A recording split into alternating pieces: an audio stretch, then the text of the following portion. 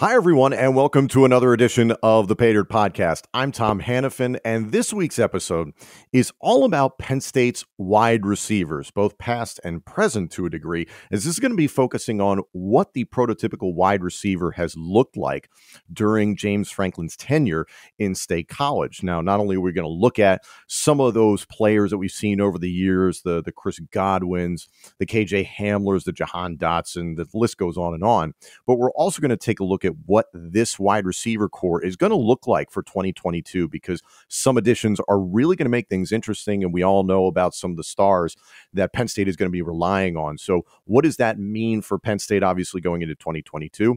And we also have a fantastic interview, some insight on not only the wide receivers of James Franklin's tenure, but also the early stages of James Franklin's time as head coach at Penn State from former walk-on wide receiver Tyler Shoop, who provides honestly one of the most unique perspectives on basically 2015 to 2018 in Penn State's history, a really critical time for a lot of Penn State fans, obviously. And Tyler is, of course, the son of former Penn State defensive coordinator Bob Shupe. So there's a lot that we're going to get to dive into here on this episode, but this is all about wide receivers. Thank you for liking, commenting, subscribing, and turning on notifications. BetOnline would like to wish you a happy new betting year as the playoffs continue. BetOnline remains the number one spot for all the best sports wagering action for 2022. It's a new year with a new updated desktop and mobile website to sign up today and receive your 50% welcome bonus on your first deposit. Just use our promo code BELIEVE, BLEAV, to get started. From football, basketball, hockey, boxing, and UFC, right to your favorite Vegas casino games. Don't wait to take advantage of all the amazing offers available for 2022. BetOnline is the fastest and easiest way to wager on all your favorite sports. The Paydirt podcast is presented by BetOnline, where the game starts. And of course, Funk Brewing is the official craft beer partner of the Paydirt podcast. I personally am a huge fan of the Citrus IPA and Silent Disco IPA. Funk Brewing has a lot of different styles and flavors for all types of beer drinkers. You into something heavy? They've got it. You into something flavorful? They've got it. You want something light, a session that you can enjoy with your buddies? They have got it. 50 plus options over time that they've created, the fantastic people at Funk Brewing. So you can find Funk Brewing at your favorite beer distributor and grocery store. Trust me, their fresh, funky flavors will satisfy your craft beer loving taste buds. For more information, visit funkbrewing.com to learn where and how you can get their fantastic products. You must be 21 years or older to purchase. Please drink responsibly. So I personally have really been fascinated by the evolution of the wide receiver position. I'm somebody that grew up as a Jerry Rice fan when he was with the San Francisco 49ers. So to see how that position has changed over time and evolved, not only at the professional level, but especially the collegiate level. One thing that has been very common for the era of James Franklin as head coach at Penn State is that you're not seeing wide receivers necessarily that look like former Georgia Tech wide receiver and former Detroit Lions great Calvin Johnson. These are not big hulking dudes who are really going to create matchup problems physically for defensive backs. What you're seeing is a lot of relatively smaller, I would say average size guys ranging from anywhere 5'10" to 6'3" at the max, sometimes 6'2". And these guys are anywhere from 190 pounds to 210 pounds. Lean, quick, sure-handed, great route running is basically what has been the staple of a Penn State wide receiver so long as James Franklin has been in Happy Valley. Now, there's been plenty of success with that. I think you can all look at the likes of Deshaun Hamilton, KJ Hamler, Chris Godwin, who's got himself a Super Bowl ring, and as recent as Jahan Dotson, and as upcoming as what we all believe Parker Washington to be. I think it's really been fascinating because it has also gone lock and step with the evolution of college football, because you see that the position is turning into, not to call it a smaller man's position, but you need athletic guys who can create separation and do things in space. And especially for James Franklin's system, we saw the success with it this past year and years prior with Sean Clifford, is working zones. And there have been a lot of very intelligent wide receivers that have come through Haluba Hall and the Lash building and have been able to just be where they need to be in the right moments, and to a degree be possession receivers. But then what we've seen as recent as this year, guys like Jahan Dotson and Parker Washington can be game breakers. And all those names I listed beforehand, and plenty of others that go into Bill O'Brien and then Joe Paterno as well, that kind of fit that mold, but it's been very specific to what Penn State under James Franklin has looked for. I personally am very excited about the guys that are on the roster for Penn State as wide receivers. As of today, recording this Tuesday, this will air on Wednesday, so you never know if something changes, but we all know about Parker Washington, Keandre Lambert-Smith. Malik Mega is somebody who is actually an outlier that I was just talking about in terms of size. He's the largest guy height-wise on the roster at 6'4", runs about 200 pounds, but still you could see him add to his frame as he's only a redshirt sophomore. Liam Clifford, obviously the brother of Sean Clifford, is still on the roster, runs about 6'1", 200 pounds. And this is where some new faces start to get involved. Jan Mallert, who's out of Germany, 5'11", 180 pounds. Harrison Wallace III, 6'1", 190 pounds. Jason Estrella, 6'2", 180 pounds. And then some of the incoming freshmen that Penn State is very excited about. Omari Evans, 6 foot, 170. Caden Saunders out of Columbus, Ohio, 5'10", 170 pounds. He can be a game breaker. So it's really going to be interesting to see where they push through. Mitchell Tinsley is somebody that I think may fly under the radar for a lot of Penn State fans. Now, we've talked about it here on the Paydirt podcast that I believe his transfer from Western Kentucky is going to be a bigger impact than Penn State fans believe. He is a super senior, 6'1", 205 pounds. He is somebody that when he was playing for Western Kentucky, the quarterback there, for those that don't know, Bailey Zapp, basically set and broke every passing record for a college quarterback this past season. Mitchell Tinsley was the primary beneficiary. So a lot of people have got to be asking, all right, great, where does he fall into the depth chart? Well, we all know probably Parker Washington's going to be number one. I genuinely believe it's going to be a battle between Keandre Lambert-Smith and Mitchell Tinsley, because Keandre Lambert-Smith, I think a lot of Penn State fans are waiting to see him take that leap. And with the departure of Jahan Dotson to the NFL, Lambert-Smith seems like the likely number two. And we saw flashes of what he can do, especially in 2021. And he's a junior. So now is really the time for him to step up. I mentioned Malik Mega. He got more playing time as the 2021 season went on. So you're going to see, I think, some fluctuation between 2 and 4 on the depth chart between Tinsley, Lambert-Smith, and Malik Mega. Now, I wouldn't rule out Liam Clifford maybe getting into the mix just because of the familiarity he has with his brother. And we've done episodes in terms of what's going to happen at quarterback for Penn State football. It's kind of anybody's game. Sean Clifford certainly left the door open after the Outback Bowl. So whether or not that brother-to-brother connection will really matter, we'll have to see. And then, as I mentioned, it's a bevy of young freshmen, either straight up freshmen, true freshmen, or redshirt freshmen that are going to come in and try and fight for playing time. I think there's a lot of buzz around some of the recruits in this 2022 class. So we'll see if Evans and Saunders really are able to crack the lineup. But overall, you can see the common theme. You've got guys that are, obviously freshmen. So these guys are 17, 18 years old, 170 pounds, so much more that they can add to their frame. But the average guy is running about 6'1", 200 pounds. It's not anybody that is physically going to dominate a defensive back or really win those, those 50-50 balls, those one-on-one battles. So there is a mold here. And frankly, it's worked for the time that James Franklin has been the head coach at Penn State. And it's just a matter of who's the next man up. It's been really fascinating. I mentioned the lineage that we've seen over time, and it just seems like every other year, or virtually every year, Penn State is sending a credible wide receiver in the first or second round of the NFL draft. Does the round that they go in necessarily mean the success they're going to have in the National Football League? Not necessarily. We've seen that before with a lot of different guys over the years, but there's a lot of promise for these athletes. So I'm very excited to see what Penn State fields this year, because we talk about the struggles of the wide receiver of the quarterback position and the need for some offensive line help. Well, everything goes, with the other. So to give us a little bit of insight into this, I'm really excited about the guests that we have on this show, because some of you may not know who he is. A former walk-on wide receiver, which I know is very near and dear to the heart of my broadcast partner, Matt McGloin, who we send him the best wishes. He's still on paternity leave.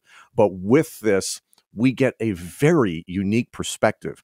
Tyler Shoop, as I mentioned, walk-on wide receiver, spent the 2015 to 2018 seasons as a part of the team.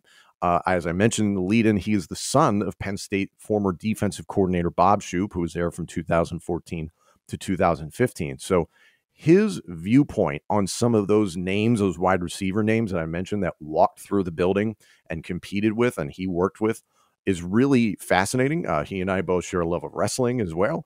And so that's going to be really cool to dive into. But at the same time, there's things that as a walk-on, you get to be a fly on the wall for so many different scenarios. And especially Tyler got to see the proverbial rise of James Franklin, and especially that 2016 season where a Big Ten championship came home for Penn State. So I've got a lot of really cool questions for Tyler, and I just kind of want you all to learn what he saw and give us a little bit of a scoop as to what's going on with these wide receivers over the years and basically what he learned from them. So we're going to dive into that right now here on the Paydirt podcast. But before that, I want to let you know that all of us involved in the Paydirt podcast are proud supporters of Thon, also known as the Penn State Dance Marathon.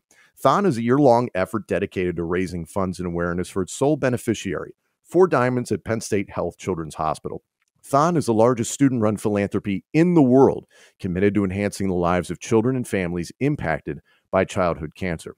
4 Diamonds picks up where insurance leaves off to relieve financial stress and provide emotional support so that no family ever has to see a medical bill. Since 1973, Thon has raised over $190 million in the fight against childhood cancer. And in case you weren't aware already, Thon intends to hold Thon Weekend 2022 in person from February 18th through the 20th at the Bryce Jordan Center in University Park, Pennsylvania. To learn more about Thon Weekend 2022 or to donate, visit thon.org. That's thon.org. It's all for the kids. Make a difference in the life of a child today. And on another personal note, we want to take this opportunity to put a spotlight on mental health with a new initiative called Tag Me In. Tag Me In is simply asking for people to tag in on the conversation and help strip away the stigma around mental health. Whether you're looking to lend support, you want to talk, you want to share, maybe you need some help. We invite you to join in on the conversation. We encourage you to make a video if you'd like, post it on your social media channels, and use hashtag #TagMeIn and hashtag #TagMeInUnited. At the very least, we want to hear from you. You are not alone. Tag me in. Visit tagmeinunited.com to learn more. Joining me now here on the Paydirt podcast, it is former Penn State wide receiver Tyler Shoop. Tyler, I am really excited that you and I can make this work. You and I obviously have Penn State in common, but we also have professional wrestling in common. So I am going to touch on that at a point. But right now, just for the fans at home that, hey, you know, there might be some people that don't necessarily recall what your time at Penn State was all about. You spent a significant amount of time there. In fact, it was at a really critical time when James Franklin was just arriving and just getting things going in State College. So what was your experience like in a nutshell? Thanks for having me on again. Thanks for having me on again, Tom. My experience at Penn State was pretty unbelievable. I mean, I was fortunate enough to be there at a time we were very successful. I had some really good players around me. And I mean, I can't say enough good things about coaching staff, my teammates, and really just the whole Penn State community. I loved Penn State, man. I mean, I was, for those who don't know, I mean, people usually recognize me, Penn State people specifically, because my last name. So a lot of people know my last name, my dad, Bob Shupe, he was the defensive coordinator when I was a freshman there. So that was really kind of the reason why I came to Penn State. I had some smaller places, smaller schools I could have probably had an opportunity to play at. Which I actually very strongly considered too. But kind of towards where it was really towards the end of my senior year, right around actually, I think it was the Pinstripe Bowl. I don't know if you remember that. I remember that one. Game. Yeah, the Pinstripe Bowl. I went with my dad. We stayed at the team hotel, and a lot of guys there like really kind of took me under their wing and were telling me positive things like, we want you to walk on here. Like you fit in well with us. Like, we love it at Penn State. You'd love it here. So they kind of were like, so I thought about it. I considered a little bit. They're like, how about you take a visit up here? We got a couple of official visit weekends coming up, some unofficial visit weekends for our walk-ons and young underclassmen. So I thought about it. I'm like, all right, I'll take a visit up there. Cause I've been to one game against Michigan State. They got slaughtered, which wasn't a great time, but so then I went up there in the spring of my senior high school year, and I stayed with Amani Urarie. his last name's tough to say. Don't get me wrong. He's I tearing it up for the I Lions believe right playing now. for the Detroit Lions at the moment. Oh, he's tearing it up. He had 6 or 7 interceptions this year. He had a great year. Fortunately, he got hurt, cut it short. And Koa Farmer, they both those are my 2 older brothers. They kind of both took me under their wing, showed me the whole Penn State community. And like, I fell in love with it on my first visit there. And I was like, yeah, I got to come walk on here, be a part of this place. So my co-host, Matt McGloin, is obviously not able to be with us for this interview, but he is a fellow walk-on. So how different is life really for walk-ons versus scholarship players in your own words? Well, it's different. I'm not going to lie. I mean, you're going through so the outside looking in, it's like, oh, walk-ons, you just practice squad guys. No, that's not really how it is. Yes, I mean, we go through the same workouts. We're going through the same thing everyone's doing. I'm not gonna lie, there's sometimes it sucks. I don't know if you've ever seen on Twitter or heard of Lions Den. The Lions Den, it's kind of like the Oklahoma drill, the 3-on-3, and then there's so I think at Penn State I might be the all-time most. I think I lead Penn State history in appearances in the Lions Den. It's kind of like the open up practice. All the walk-ons, non-travel guys kind of hop in there, hit the Oklahoma drill, fire everyone up before practice. I would say 4 years of being on the non-travel, being a walk-on for 4 years, you tend to be in there a couple times. So I don't know what exactly my record is, but I definitely think I might have the most appearances in there. And then on Sundays, a walk-on. It's a good walk-on experience. So Sundays during the season, we have non-travel scrimmages. We call them the Dirty Show. The Dirty Show. So it's all the red shirt guys and the walk-ons basically scrimmaging. And I think through 4 years, I played 4 years of the Dirty Show, which is not incredibly impressive stat. Maybe you want to share, but I think I might be the leading receiver in Dirty Show history. So I will take that. I'm proud of that. I'm the leading. I got to say, I got to lead the Penn State in history of Lions Den appearances. So there's stuff like that where it's a little bit extra stuff that you got to do. But I mean, I was there every day. I got the same coaching tips, went through the same workouts that every other player did. And I mean, I can't say anything negative about my experience at Penn State, honestly, as a walk-on. Like, you get the best of both worlds. Yeah, maybe you're not playing as much, but I got to go to a big school. I got to go be a part of the Rose Bowl team, be a part of a Fiesta Bowl team. I have a Big Ten championship ring, so I can't really complain at all. I do want to ask you about that Big Ten title, because that is obviously very, very important in Penn State football history, and especially in the James Franklin's tenure. But you mentioned your dad was on the staff at the time. What was that like playing for your dad? So my dad actually was only there for my freshman year. So he was actually not a part of the Big Ten championship team. Okay. But that was, it was weird. It was different. I think maybe in like 5th or 4th grade, I played for his baseball team. So that was really the only time I very played different. for my dad. But very different. So that was the only experience I had prior to that, playing for my dad. But it was definitely cool, because my freshman year playing on the scout team, I'm going against my dad's defense. So we're supposed to be giving him a good look against his defense, which that year that defense was legit, man. They had Zettel, AJ, Jordan Lucas. There's tons of NFL talent on that defense from my freshman year. They were really, really good. And so it was just kind of different. I'm playing scout team, running a post route, crossing my dad's face right across the field. It was fun. It was cool. He's short. He went to Tennessee after that. He was at Mississippi State for a little bit after that. So he's one of the best in the biz. I think he actually just got hired down at USF. He's the defensive coordinator for South Florida now. So, he's, in my opinion, one of the best defensive coordinators in the country. He's a great role model to me. It was awesome getting to play for my dad. That's really cool. That's always something special, man. When you hear about family ties, that's awesome. So you mentioned the Big Ten title victory, 2016. That was a magical season, and you had a front row seat for it. Yeah, again, in a nutshell. Literally, I had a front row seat for all those games. Literally, but like, what was that team like? No, that was a funny year, man, because the year before we went to, that was the year we went to the Tax Slayer Bowl. We were about, I think, 7-6, I want to say. So we were just okay coming off that year. And going into the season, obviously, we're like, all right, we had a new offensive coordinator, Joe Moorehead. And we obviously, every team's like, oh yeah, we going into every game, we should win this game.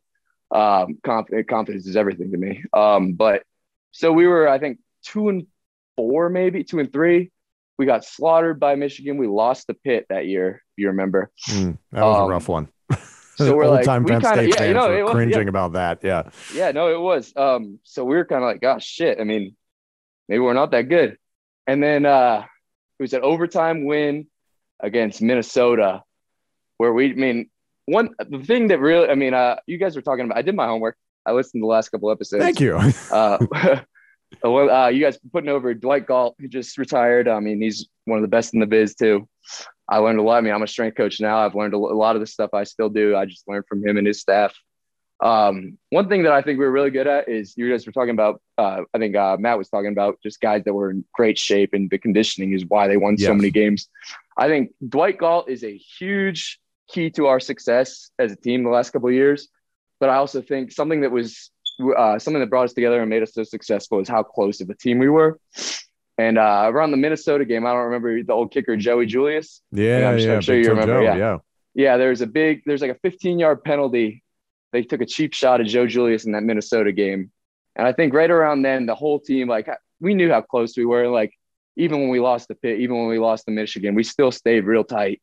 And we kind of really rallied around when they kind of went after Joe. And that Minnesota game, I mean, we kind of took over, we didn't take, I don't remember how the second half went completely, but we really turned things around as a team, I'd say, that game, and really came together.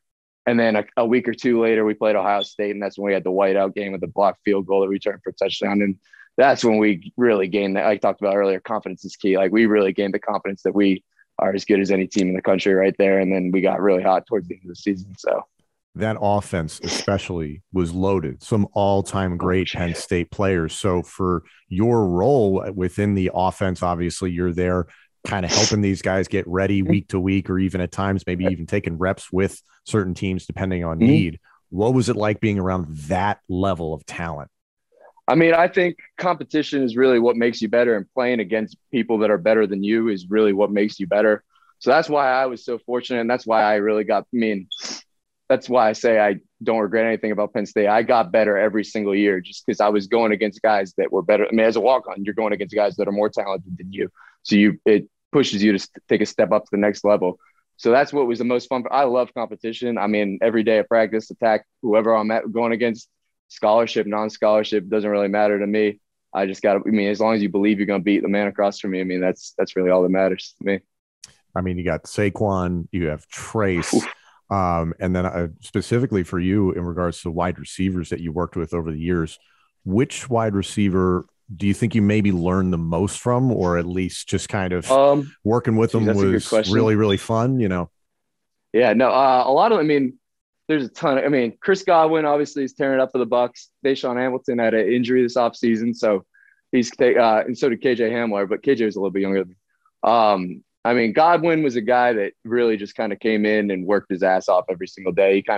He wasn't the most vocal or louder guy on the team, but he came in, he worked his ass off.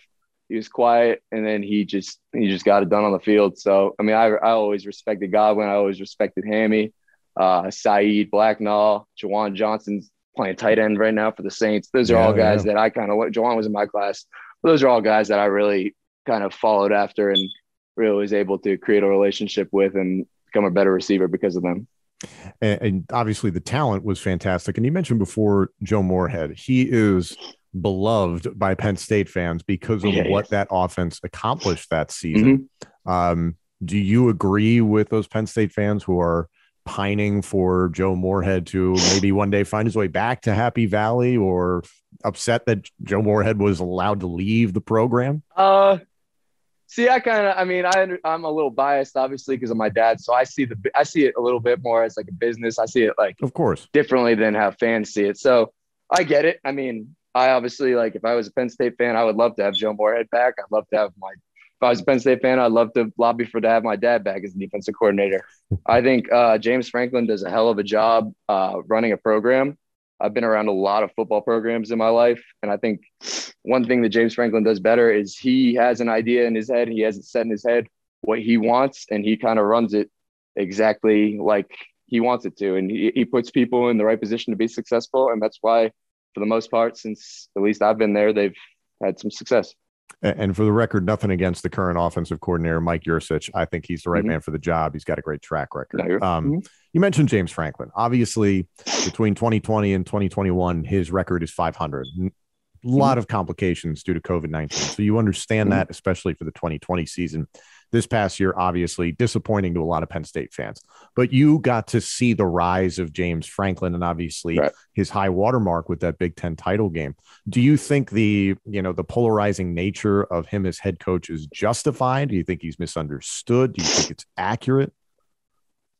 I mean, like I said before, I think he does a really, really good job of running a program. I think that the last 2 years have been a little bit different. They're going through a little bit of change. I mean, I watched the game last week against the Arkansas. It's weird because I feel like a lot of guys on the team are gone that I knew. So it's a different group of guys out there playing. Like obviously Clifford's there, and Clifford's. I mean, people tweet at Clifford all the time. I think Clifford's a hell of a competitor. I mean, I always respected that about him. He loves to win and hates to lose. So I mean. I'm a fan of Sean Clifford. I'm a fan of Franklin. All the guys on that team, they continue to work their ass off and compete.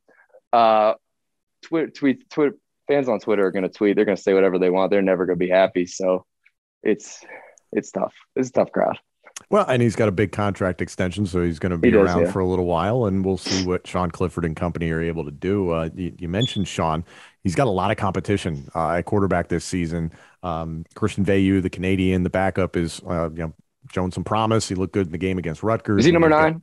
He's number 9, yeah. And then Drew Lar is incoming. He's a highly touted recruit. Bo Perbula is getting comparisons athletically to Trace McSorley. So you mentioned a lot of the guys that you were in the same wide receiver room with, or it's like that is a very talented, deep room of receivers. So looking at an equally talented quarterback room, how difficult is it to break out and take the starter job at a school like Penn State?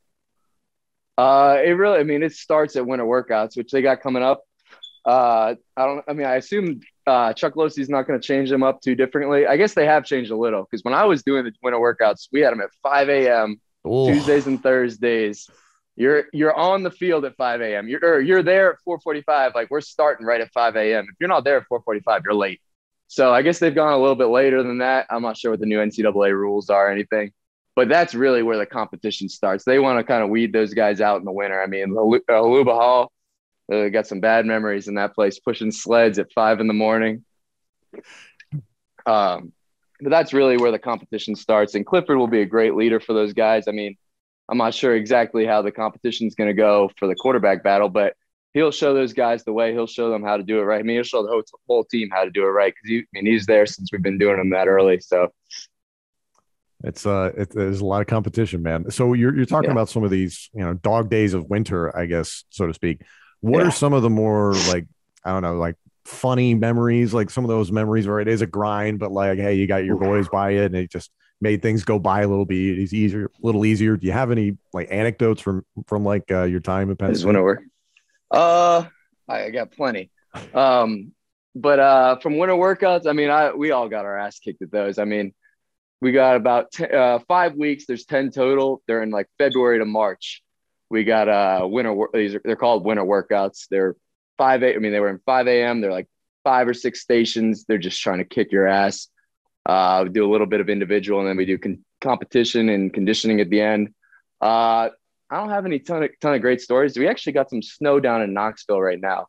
The best story about a winter workout right now is when somehow, by the grace of God, Penn State canceled school one day, canceled classes, and canceled all activities. So one day a winter workout got canceled. And I remember it was Tuesday. We lived in Nittany apartments. Most of the football players live in Nittany apartments their sophomore, junior year. So I just remember we got the text that school activities are canceled tomorrow morning. So we got that text from our director of football operations that we don't have winter workouts at 5 a.m. And I just remember guys going out and celebrate. We were ecstatic that we did not have to wake up at 4 a.m. the next morning. We got the day off to ourselves. So I think we had a pretty good time that night, that day. We made up for it for sure. But the winter workouts themselves, they suck, but they do really kind of make you I said earlier that I think that the reason we were so successful is in how good a shape we were and how close we were. So I think that kind of all ties back to the winter workouts. Like we were pushed to our limits for sure. I mean, there's still to this day, the hardest things I've ever done was waking up that early and pushing sleds, cone drills, reaction drills, like all that stuff. I mean, that's to this day, the hardest thing I've ever done. And that's where you really kind of weed out who really wants to be there and who doesn't want to be there.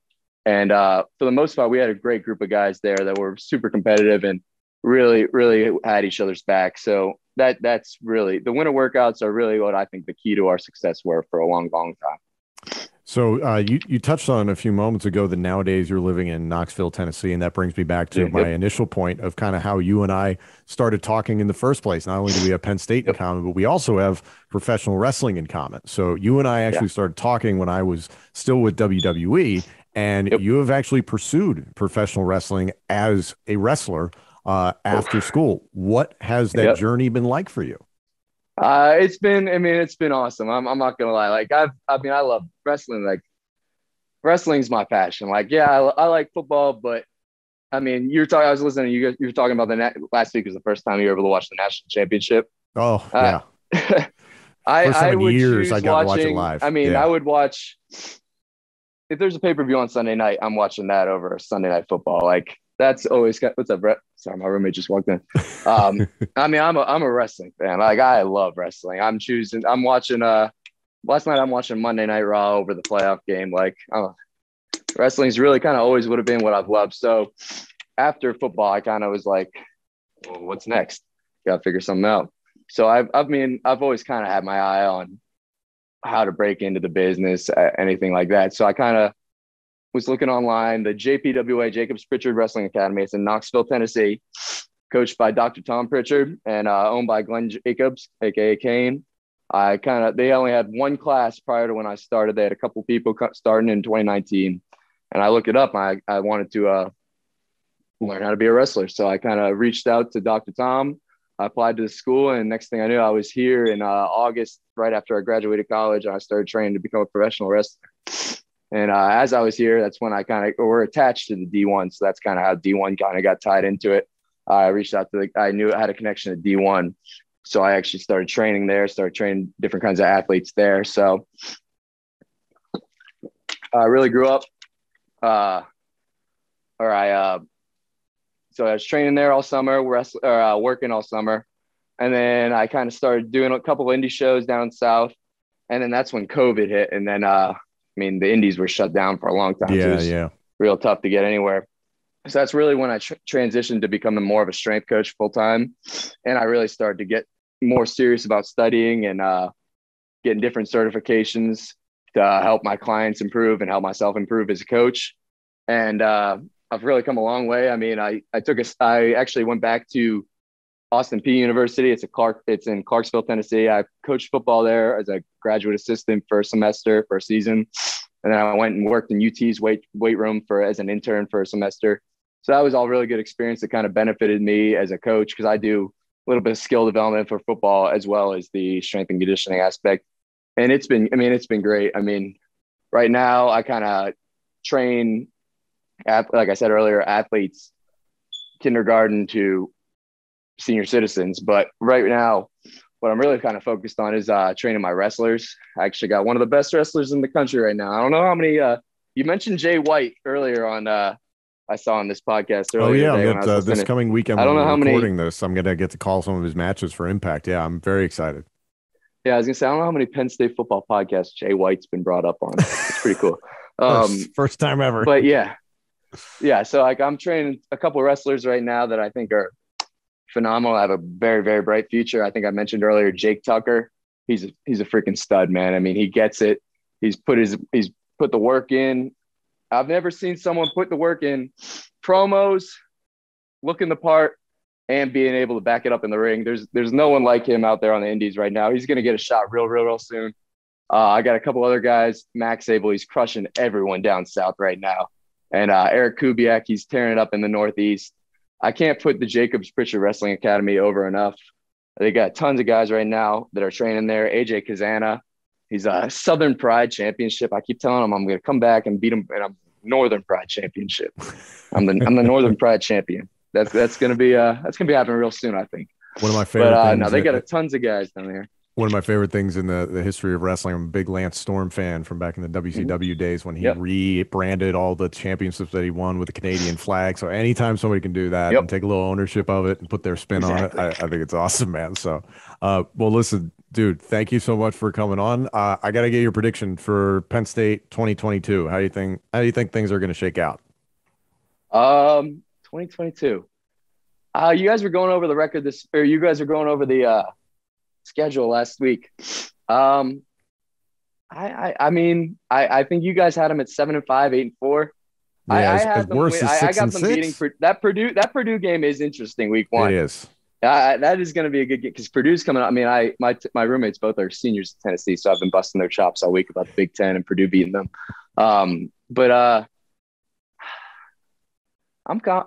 It's weird because I don't know a ton of the guys on the team anymore, so it's really tough for me to call. I mean, anywhere from that 7-5 to 9-3 record, if I really sat down and looked at it, it might be easier for me to tell. I'm gonna go on the upside, 9-3. I like the optimism. That's perfect. That's the way to look at things. Tyler, thank you very much for joining me, man. I appreciate it. I appreciate it, Tom. Thank you.